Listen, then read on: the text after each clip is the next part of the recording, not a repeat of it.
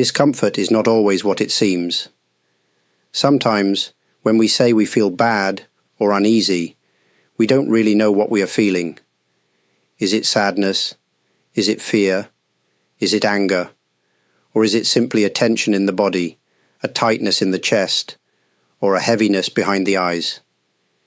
We live in a time where we are always moving, always reaching for something, our phones, our schedules, our thoughts. This constant movement makes it difficult to stay with what is uncomfortable. The moment something feels off, we try to fix it, escape it, or explain it away. But discomfort is not a problem to solve. It is a message. When you feel uncomfortable, try to pause, not to fight it, not to run away. Just notice. Ask yourself, what is happening inside me right now? Not why, just what. Describe it like you were telling a friend. My chest feels tight. My hands feel cold. I feel like crying. Keep it simple. You don't need to change it. You don't need to name it perfectly. Just begin to notice it clearly. When you do, you may find that the feeling begins to shift on its own. Or maybe it stays. Either way, something softens in you. That softening is important. Discomfort shows us where we are holding on. It reveals the places in us that are still tender.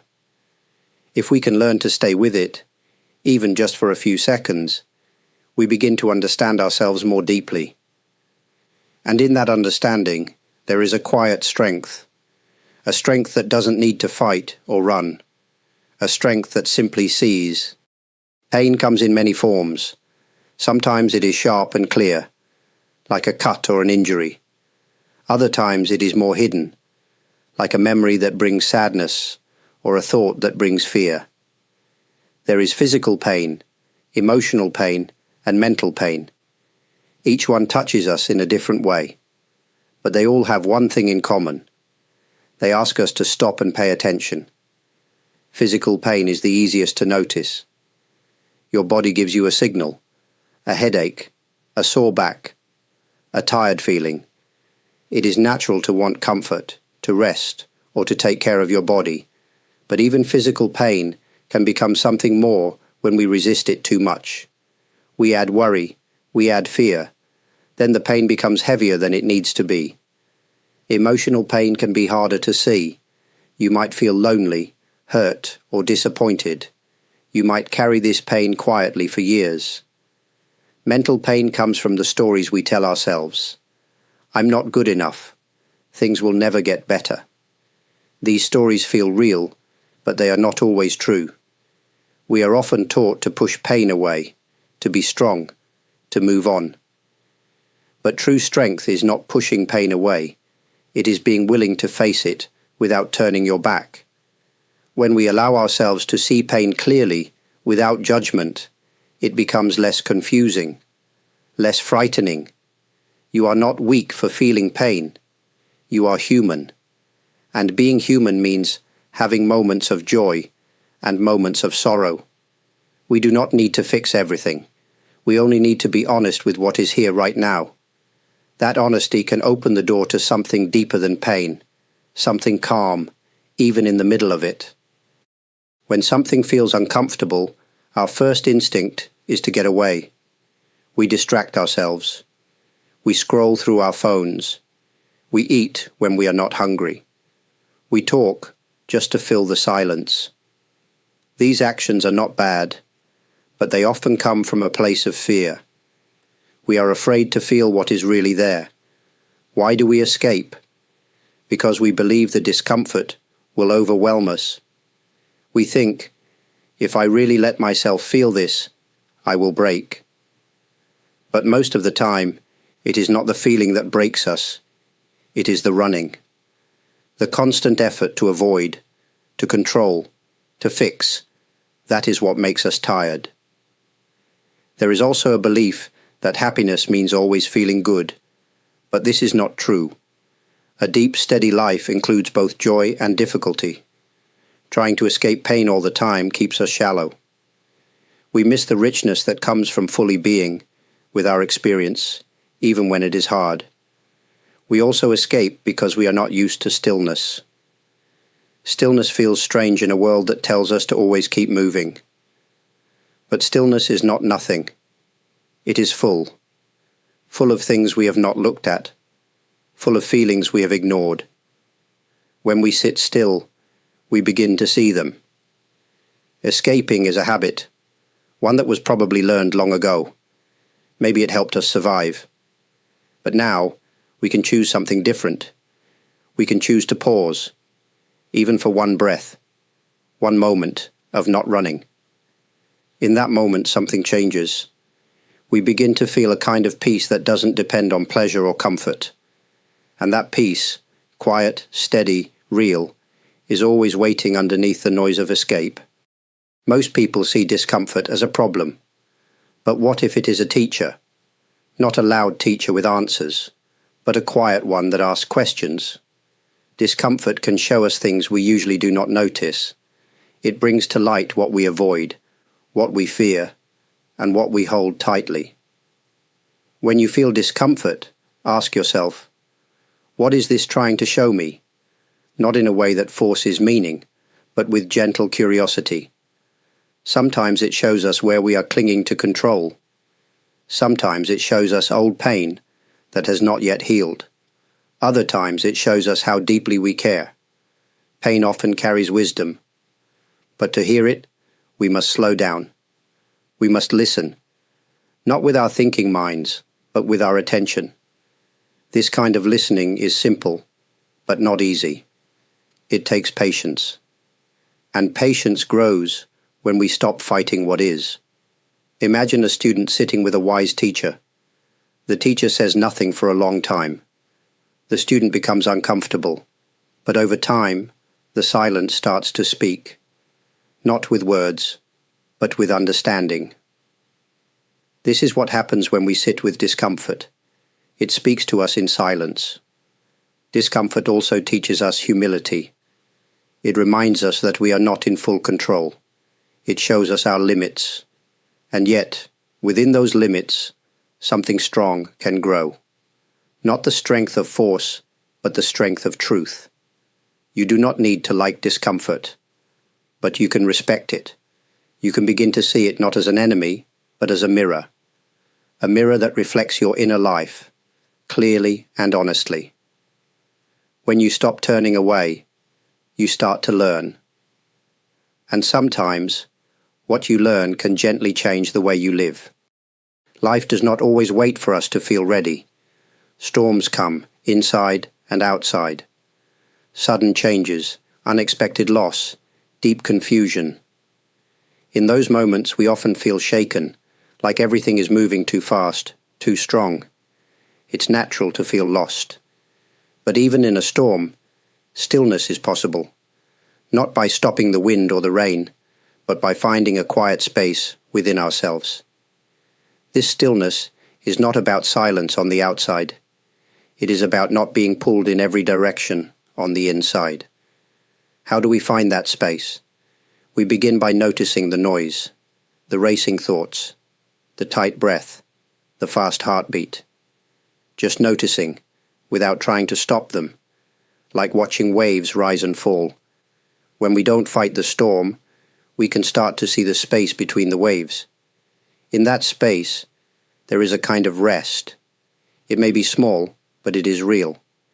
And when we rest in that space, even for a moment, we find a different kind of strength. A strength that is not hard or loud, but steady and soft. This is the strength of stillness. Many people think stillness means doing nothing. But stillness is alive. It listens, it feels, it watches. In stillness, we begin to sense what really matters and what we can let go of. We do not need all the answers. We just need to stay with what is true in this moment. The storm may continue, life may stay uncertain, but you can carry a quiet place inside you, a place that does not move, even when everything else does. That place is not far. It is always here, waiting for you to return. One of the most powerful things you can do in difficult moments is to simply observe, not to fix, not to change, just to see what is happening inside you. But for many of us, this is hard, because we often judge what we see.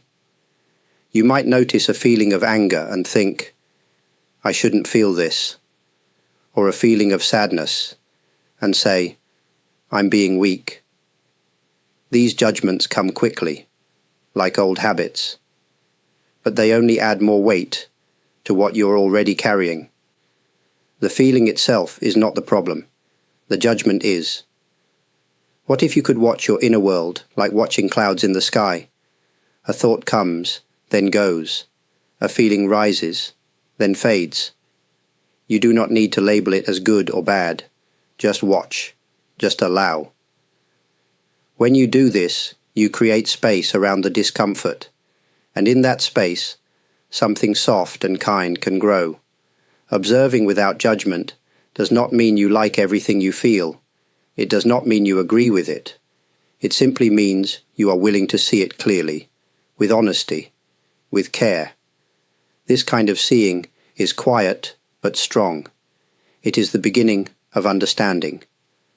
Think of how you would listen to a close friend who is in pain. You would not shout or blame. You would listen gently. You can offer that same gentleness to yourself, not because you are perfect, but because you are human. Discomfort becomes easier to hold when it is not covered in judgment. You begin to realize that feelings come and go, but your awareness stays. That awareness is not broken. It sees everything and still remains calm. You don't have to fight what you feel. You only have to witness it. Many of us believe that if we just try hard enough, we can control everything, our future, our feelings, our surroundings. This belief gives us a sense of safety, but when life doesn't go as planned, that illusion begins to break, and what often replaces it is discomfort. We want life to follow our plans. We want people to behave a certain way. We want our feelings to stay pleasant. But life is full of surprises. People change, emotions shift. Even our own minds are not always under control. This can be frightening. But the problem is not that we lack control. The problem is thinking we ever truly had it. Discomfort shows us this truth. It reminds us that not everything can be managed. Not every feeling can be smoothed out. Not every moment can be made perfect. At first, this may feel like a loss, but slowly, it becomes something else. A kind of freedom. When we stop trying to control everything, we begin to see what is actually here. Not what we wish for, not what we fear, just what is. This is a quieter way to live, a life with fewer demands and more presence. You don't need to give up all your plans. You don't need to stop caring. But you can begin to notice where control becomes a burden, where it makes your discomfort worse instead of lighter. Letting go of control is not weakness. It is an opening. It is a way of saying, even this I can face without running. When you stop holding on so tightly, your hands are free. And with those open hands, you may begin to receive life as it comes, raw, real, and sometimes beautiful. Every moment, we are pulled by two strong forces, desire and aversion. We want certain things. We want to avoid others. This is natural. But if we don't see these forces clearly, they begin to control how we react to discomfort. When something feels good, we want more of it. When something feels bad, we want it to go away. This constant wanting and resisting creates tension inside us. We feel uncomfortable, not just because of what is happening, but because of our push and pull against it. Imagine touching something cold. If you accept the cold, it's just a feeling. But if you hate it, your mind makes it worse. The same happens with sadness, fear, or pain. If we resist them, they grow.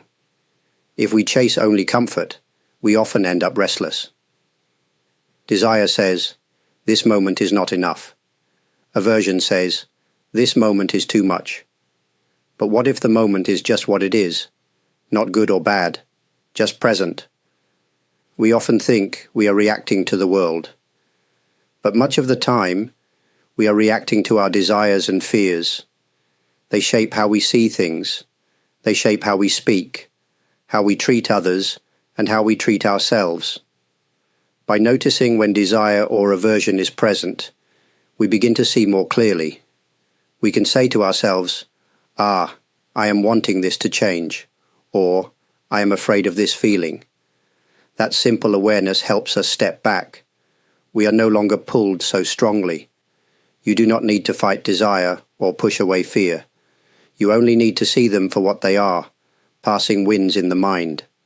When you see them clearly, you begin to choose your response instead of being pushed by reaction. Acceptance is often misunderstood. Some think it means giving up. Others think it means liking everything that happens. But true acceptance is not passive. It is a quiet, steady strength that allows us to face life without turning away. When discomfort arises, we usually try to change it. We say, "This shouldn't be happening." But what if it is happening? What if the pain, the fear, the confusion, all have already arrived? Fighting them doesn't make them leave faster. Often, it only makes them louder. Acceptance does not mean you enjoy the pain. It means you stop arguing with reality. You allow the moment to be as it is, just for now. And in that allowing, something shifts. You become softer, more open. Not weak, open. This kind of strength is not loud or dramatic. It doesn't always look brave, but inside, it is deeply powerful. It takes courage to stay with what hurts. It takes courage to say, "Yes, this is here." That simple yes can change everything. People often ask, "If I accept this, will it stay forever?" But acceptance is not agreement. It is just a starting point. From here, real change becomes possible. Not forced change, but change that grows naturally, like a flower opening in its own time. You are not broken for feeling discomfort. You are not failing because life is hard. You are simply alive. And to be alive is to feel, to struggle, and to begin again, over and over. Acceptance doesn't fix everything, but it makes space. And in that space, healing can begin, not from force, but from understanding. That is the subtle strength waiting within you, even now. Discomfort is not a mistake. It is a part of life, like the rain and the wind. At first, we may try to run from it, hide it, or fix it. But with time, we begin to see it differently. We begin to understand that discomfort can be a doorway, not to something outside, but to something inside. There is a quiet space within you.